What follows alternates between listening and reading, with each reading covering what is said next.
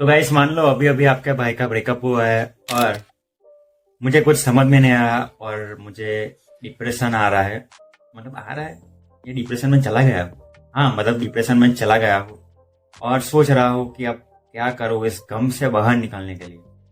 तो फिर आइडिया आता है क्यों ना एक गर्लफ्रेंड बुक कर लेता हूँ अपना गम मिटाने के लिए। मतलब हाँ, ऐसा यहाँ तो नहीं होता। मतलब शायद होता भी होगा इंडिया में, मुझे कुछ आइडिया नहीं है, लेकिन जिसकी मैं बात कर रहा हूँ उसमें तो होता है।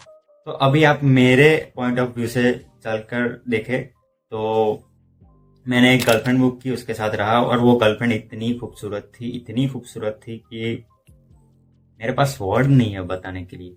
और उसके साथ मैंने पूरा दिन बिताया है और मुझे वो बहुत खूबसूरत लगी, अच्छी लगी, दिल की भी अच्छी लगी। तो मैं सोच रहा हूँ कि अब यही मेरी गर्लफ्रेंड बनेगी। थोड़े टाइम बाद मुझे एक ऐसी ही लड़की मिलती है और इतनी ही खूबसूरत लड़की मिलती है जो कि पहले वाली जो थी रेंटा गर्लफ्रेंड उसके जैसी ही थी। और वो आके मुझे बोलती है मैं तुमसे प्यार करती हूँ। तो अब आप सोच सकते हो मेरा रिएक्शन कैसा होगा।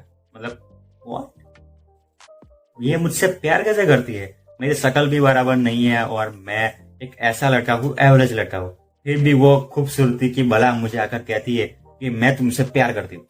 तो आपको समझ आ रहा होगा कि क्या फील होता है। और देख सकते हो अपने भाई की डेयरिंग। मतलब अभी अभी ब्रेकअप हुआ है, अभी एक लड़के से मिला हूँ, लड़की लड़की से मिला हूँ, और ये लड़की आकर मुझसे कहती है कि मैं तुझसे प्यार करती हूँ। तो आप क्या करोगे? मतलब तुम्हारा भाई क्या करेगा? आपका भाई कहेगा चल नहीं चाहिए तू मेरे को चाहिए सिर्फ वो वाली जिसको कि मैंने रेंट किया था। तो इसी बीच में एक और लड़की आती है जो कि इंट्रोड्यूस करती है वही रेंटल गर्लफ्रेंड, जो कि कहती है कि क्या तुम मेरे फ्रेंड की हेल्प कर दोगे, क्योंकि वो किसी भी डेट में जाती है तो इंट्रोवर्ट बहुत ज्यादा है। तो उसके साथ डेट पर चले जाओ तो आप तुम्हारी प्रैक्टिस भी हो जाएगी और उसकी भी हो जाएगी। मतलब मेरी प्रैक्टिस कैसे हो जाएगी यार? उसकी प्रैक्टिस हो जाएगी और मेरी डेट हो जाएगी। तो यही सब था। तो कितनी लड़कियां हुई हमारे पास? चार। एक जो कि मैं मेरी एक्स थी, एक रेंटल गर्लफ्रेंड, फिर वो मुझसे प्यार कर दी थी, और एक जो प्रैक्टिस या डेट वाली थी इंट्रोवर्ट वो। और इसी के बीच हमें इंट्रोड्यूस होता है एक और लड़की जो मैं आपको आगे बताऊंगा। तो ये सब बात बकचोदी कर रहा था वो किसकी थी पता है आपको? एक ऐसा एनिमे की जिसका नाम है रेंटल गर्लफ्रेंड, जो कि बहुत बढ़िया एनिमे है। क्या मैंने सही बोला? अच्छा, अभी भी आपको समझ नहीं आ रहा कि मैं किसकी बात कर रहा हूँ? तो एक लड़का है जो कि हमको इस शो में दिखाया गया है जिसका नाम है काजुया। उसका ब्रेकअप हुआ है, फिर वो रेंट गर्लफ्रेंड करता है, फिर दूसरी लड़की उसके पसंद करती है, और एक और लड़की होती है जिसके साथ वो डेट पर जाता है। और कुछ भी अगर सवाल हो, जैसे कि रेंटल गर्लफ्रेंड जो थी मिजुहारा, उसके लिए कुछ लेना हो, उसका कुछ बात उसके साथ डिस्कस करनी है, तो वो लड़की के पास जाता है जिसके साथ वो डेट पर गया था, इंट्रोवर्ट लड़की के साथ। तो ये चार लड़कियां उसके बीच होती है, और चारों लड़कियां मतलब इतनी मॉडर्न, मतलब एक्टर जैसी लग रही है। और अगर वो चलता है रास्ते पे तो लोग कहते हैं कि भाई वो लड़की देख कितनी खूबसूरत है, ये लड़के की किस्मत तो कितनी अच्छी है, ये सब कहते रहते हैं। तो यही था ये शो। इसके कैरेक्टर की बात करूँ तो मुझे ये बंदा ना, माँ कसम, बहुत घटिया लगता है। मतलब साले को समझ ही नहीं आ रहा होता कि क्या करना चाहिए। मतलब कोई अगर गर्लफ्रेंड तुम्हें आकर कहती है, गर्लफ्रेंड तो नहीं एक लड़की है यार, गर्लफ्रेंड क्यों बोल रहा हूँ मैं, इस शो का नाम ही रेंट अ गर्लफ्रेंड है, तो गर्लफ्रेंड गर्लफ्रेंड गर्लफ्रेंड होता रहता है। तो लड़की आती है और आपको कहती है, मतलब उस लड़के को कहती है, आपको क्यों कहेगी, उस लड़के को कहती है कि भाई मैं तुझसे प्यार करती हूँ। भाई भाई क्यों बोल रहा हूँ? तो वो लड़की आकर उसको कहती है कि मैं तुझसे प्यार करती हूँ, काजवे को। तो काजवे कहता है नहीं, तू मेरे को नहीं चाहिए। मतलब ऐसा तो कोई कैरेक्टर होता है कि मतलब पहला ब्रेकअप हुआ है, फिर वो कोई लड़की दूसरी आती है, उसके साथ तो मैं टाइम बिताना है, और फिर एक और लड़की आती है जो कि अपने दिल की सभी फीलिंग रख देती है, आपको प्यार करती है और आपके लिए इतना कुछ करने को तैयार है जो कि आपने सोचा भी नहीं होगा।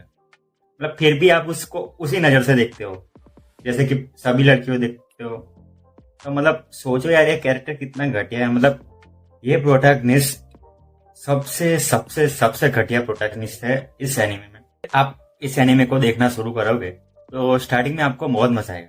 आप सोचोगे कि भाई ये बहुत बढ़िया एनिमे है, आगे क्या होगा देखना चाहिए, आगे क्या होगा देखना चाहिए। और आप आगे ऐसे ही करते करते, ये एक एपिसोड खत्म हुआ बाद में दूसरा, एक एपिसोड खत्म हुआ बाद में दूसरा, ऐसा करते रहोगे और आपकी और मतलब एक्साइटमेंट बढ़ती जाएगी। और एक समय आएगा जब आप कहोगे चल यार ये क्या हट, ये क्या दिखा रहा है ये, ऐसा आपको लगने लगेगा। लिटरली मेरे साथ ऐसा हुआ है। मतलब अभी एक सीन चल रहा है, काजुआ और वो मिजुहारा दोनों एक दूसरे से बात कर रहे हैं, और बात करते करते एक ऐसा पॉइंट आया जहाँ पे हमको लगेगा कि अब तो ये दोनों एक साथ हो ही जाएंगे, अब वो दोनों एक दूसरे को फीलिंग अपनी बता देंगे। लेकिन एक साइड आपको ऐसा लगने लगेगा कि साला चल मुझे पता ही है क्या होने वाला है, ये दोनों एक दूसरे से साथ होते ही नहीं। मतलब ऐसा ही सेम पहले सीजन में था, और लास्ट सीजन 3 में भी हमको यही सब दिखाया गया है। मतलब समझ सकते हो क्या हो रहा है। स्टोरी लाइन गई भाड़ में, कैरेक्टर डेवलपमेंट गया भाड़ में।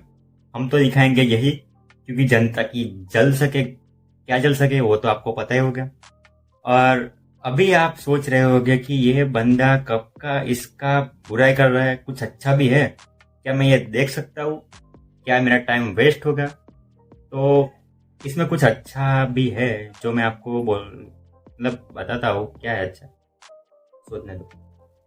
हाँ, एक कैरेक्टर है कीबे, जो कि इसमें दिखाया गया है, साला बहुत ही बढ़िया है, जो कि अपनी दोस्ती ऐसे निभाता है उस लड़के के साथ, साला प्रोटैगनिस्ट उसके साथ। और ऐसा आजकल के जमाने में नहीं होता। मतलब अभी आपका फ्रेंड है आपके साथ, और वो चाहता होगा कि आप और वो आपकी गर्लफ्रेंड खुश रहे, नहीं चाहता हो, ऑफ कोर्स नहीं चाहता होगा। वो तो यही चाहता होगा कि कब उसका ब्रेकअप हो। और नहीं, ऐसा नहीं होता हूँ। इसमें जो लड़की दिखाई गई है रेंट अ गर्लफ्रेंड, जो कि उसने पहले रेंट की थी, वो भी मुझे बहुत बढ़िया लगी। उसका मतलब अपने पर कंट्रोल कितना है। मतलब यहाँ उसकी दादी मर गई है और फिर भी वो ऐसा जता रही है जैसे कि कुछ हुआ ही नहीं। मतलब अपने पर कंट्रोल इतना है कि वो जहाँ भी जाती है, किसी भी डेट पर जाती है, कहीं काम करती है, तो अभी ऐसे ही करती है जैसे नॉर्मल अपनी हंसी कायम रखती है। मतलब ऐसा हमें भी रहना चाहिए यार। मतलब ऐसा नहीं कहता कि अभी कोई मर गया तो शोक भी ना मनाए, ऐसा कुछ नहीं है। लेकिन हमें सीखना चाहिए, किसी भी सिचुएशन हो और आपके साथ चाहे जैसा भी दुख हो, हमेशा हंसते रहा करो। क्योंकि अगर आपका दुख किसी के साथ शेयर करोगे तो वो साला कहेगा चल ये तो सब होता रहता है, और कहेगा ये तो दुनिया का उसूल है, सुख दुख तो आते रहते हैं। मतलब उसे पता ही नहीं है हमारे साथ क्या हो रहा है, फिर भी ऐसा कहता है। और कुछ लोग ऐसे होते हैं कि चल मैं तेरे साथ हूँ, और तुझे किसी भी जरूरत हो तो मुझे बताना।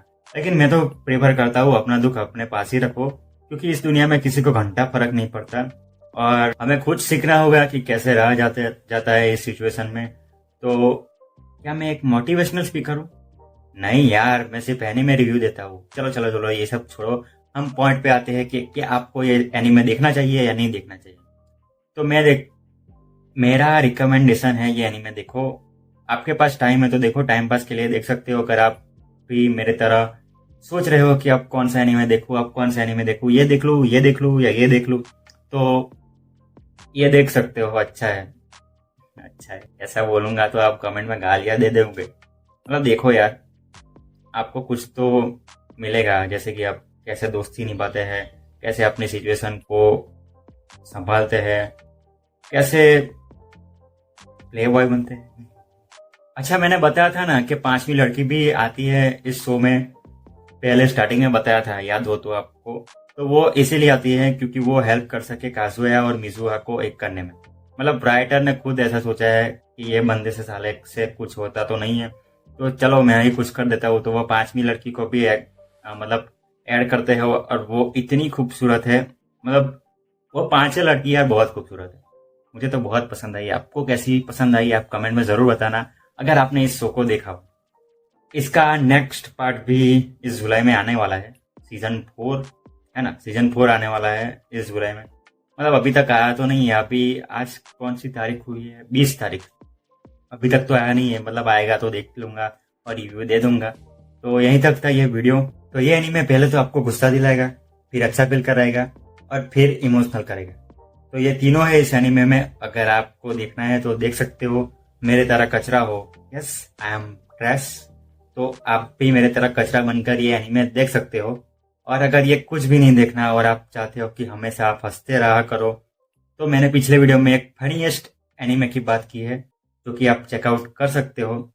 तो यहीं तक था, मिलते हैं अगले नेक्स्ट वीडियो में, तब तक के लिए take care and bye bye guys.